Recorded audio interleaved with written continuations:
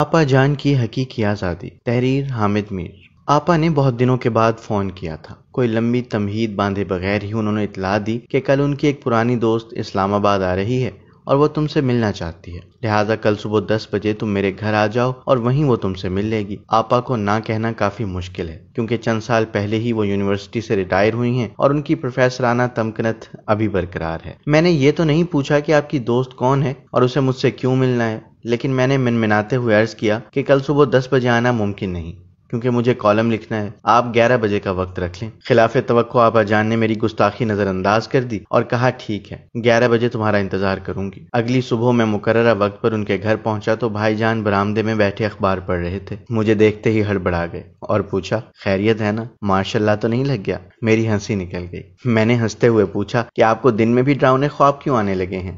بھائی جان نے طنزیہ انداز میں کہا کہ تم نے کئی مہینوں کے بعد شکل دکھائی ہے اور وہ بھی صبح کے وقت، اس لیے مجھے یہ لگا کہ کچھ نہ کچھ ہو گیا ہے اور تم گرفتاری کے خوف سے بھاگ کر میرے پاس آئے ہو تاکہ میں تمہاری ضمانت کا بندوبست کر سکوں۔ اب میں سنجیدہ ہو گیا اور بھائی جان سے کہا کہ آپ مجھے 30 سال سے جانتے ہیں، میں گرفتاری کے ڈر سے بھاگنے والا نہیں، اور یہ بھی جان لیجئے کہ جب مارشل لا آتا ہے تو اس کے ساتھ فوجی عدالتیں بھی آ جاتی ہیں، اور فوجی عدالتوں میں آپ جیسے نامی گرامی وکیل بھی کسی کی ضمانت نہیں کرا سکتے۔ بھائی جان نے اس بات میں سر ہلایا اور اینک اتار کر کہا کہ اس مرتبہ فوجی عدالتیں پہلے آ گئی ہیں، ماشاء اللہ کہیں پیچھے رہ گیا ہے۔ اس دوران آپا جان بھی نمودار ہو گئیں اور اپنے شوہر نامدار کو تجاہل عارفانہ سے بتایا کہ حامد کو میں نے بلایا ہے، آپ جا کر نہائیں دھوئیں اور پھر ڈرائنگ روم آئیے گا کیونکہ نسرین لاہور سے آئی ہے۔ نسرین کا نام سن کر بھائی جان رنج و الم کی تصویر بن گئے اور دکھی لہجے میں کہنے لگے کہ یار میں نے بہت کوشش کی کہ نسرین کے بیٹے کا کچھ پتہ مل جائے، لیکن کچھ پتہ نہیں چلا۔ مجھے سمجھ آ چکی تھی یہ کسی لاپتہ نوجوان کا معاملہ ہے جسے پاکستان کے ایک نامور وکیل صاحب بازیاب نہیں کرا سکے، اور اب اس معاملے سے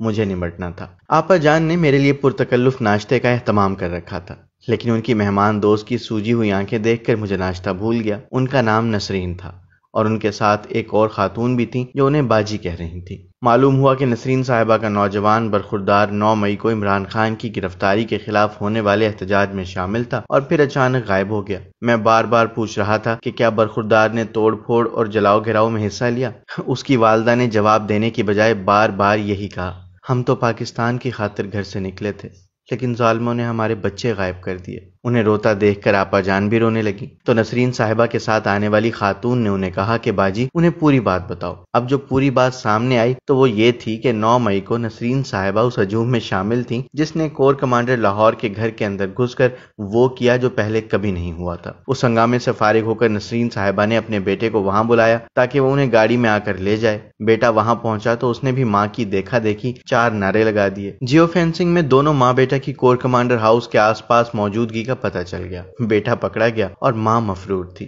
یہ کہانی سن کر ہماری آپا جان گھبرا گئیں اور انہوں نے نسرین سے پوچھا، کیا تم 9 مئی کو کور کمانڈر کے گھر میں گھسی تھی؟ نسرین نے روتے ہوئے جواب دیا، میں اکیلی تو نہیں تھی، اور پھر انہوں نے 4-5 دیگر خواتین کا نام بھی لے دیا۔ یہ سن کر آپا جان نے کہا کہ فون پر تو تم اپنے آپ کو بے گناہ قرار دے رہی تھی، اب پتہ چلا کہ تم بلوائیوں میں شامل تھی۔ یہ سن کر نسرین صاحبہ نے کہا کہ نہیں، ہم نے کوئی آگ نہیں لگائی، یہ آگ تو حکومت نے خود لگوائی تھی۔ وہ پھر سے پھوٹ پھوٹ کر رونے لگی۔ آپا جان نے کہا کہ جس فون سے تم نے مجھے کال کی، کیا یہ فون 9 مئی کو تمہارے پاس تھا؟ نسرین صاحبہ نے کہا کہ آپ بھول گئیں، میں نے آپ کو لینڈ لائن سے کال کیا تھا۔ یہ سن کر آپا نے سکھ کا سانس لیا اور مجھے وضاحت دیتے ہوئے کہا، آئی ایم سوری، میں 9 مئی کو ہنگامہ کرنے والوں کی کوئی مدد نہیں کر سکتی۔ اس دوران بھائی جان بھی آ گئے۔ ان کو حقائق کا پتہ چلا تو وہ بھی پریشان ہو گئے۔ نسرین کو تسلی دیتے ہوئے کہا کہ اگر آپ خود کو بے گناہ سمجھتی ہیں تو سرنڈر کر دیں، شکر کریں کہ آپ کو کم از کم کسی فوجی عدالت میں تو پیش کیا جائے گا۔ بلوچستان کے لاپتہ افراد کو تو کسی فوجی عدالت میں بھی پیش نہیں کیا جاتا۔ اپنے میزبانوں کے رویے میں تبدیلی دیکھ کر نسرین صاحبہ کو چپ لگ گئی۔ انہوں نے امداد طلب نظروں سے مجھے مخاطب کرتے ہوئے کہا کہ آپ نے تو ہمیشہ فوجی عدالتوں کی مخالفت کی ہے، کیا آپ آئندہ بھی مخالفت کریں گے؟ میں نے جواب میں کہا کہ جی، میں فوجی عدالتوں کی حمایت نہیں کر سکتا، لیکن کاش کہ آپ لوگ عمران خان کے دور میں بھی آرمی ایکٹ کے تحت بننے والی عدالتوں کی مخالفت کرتے، لیکن عمران خان کی غلطیاں تو آپ کو نظر ہی نہیں آتی۔ نسرین صاحبہ نے جواب میں کہا کہ ہم تو پچھلے سال عمران خان کے حامی بنے ہیں جب اس نے حقیقی آزادی کا نعرہ لگایا، اس سے پہلے تو ہم بھی اس کی حکومت سے بڑے تنگ تھے۔ میں نے پوچھا کون سی حقیقی آزادی؟ نسرین صاحبہ تنک کر بولیں، امریکی غلامی سے آزادی۔ اس سے پہلے کہ میں کچھ بولتا، آپا جان جلال میں آ گئیں۔